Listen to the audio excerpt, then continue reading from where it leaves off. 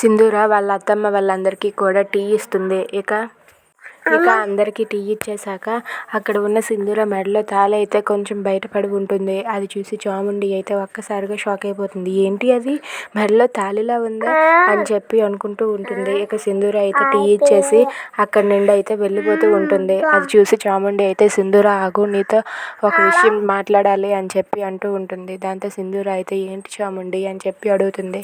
నీ మెడలో ఆ పసుపు తాడేంటి అని చెప్పి అడుగుతుంది. దాంతో అక్కడ ఉన్న చంటి సింధూర ఒక్కసారిగా షాక్ అయిపోతారు.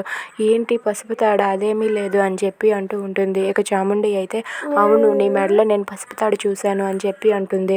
ఇంతలో చెంచలమ్మ అయితే ఒక్కసారిగా షాక్ అయ్యి ఏంటమ్మా సింధూర పసుపు తాడా అని చెప్పి అంటుంది. అదేం లేదు అత్తమ్మ, అదేమీ లేదు అని చెప్పి సింధూర అక్కడి నుండి తప్పించుకొని వెళ్ళిపోతూ ఉంటుంది. అది చూసి చాముండి అయితే ఏ సింధూర ఆగవే అని చెప్పి తన మెడలో తాళిని బలవంతంగా బయటకు తీస్తుంది.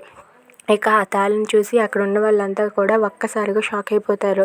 ఇక సింధూర మెడలో తాళిని చూసి చంచలమ్మ అయితే లేచి నిలబడి ఏంటి సింధూర మెడలో తాళి ఉందా, పసుపు తాడు ఎలా ఉంది అని చెప్పి అనుకుంటూ ఉంటుంది.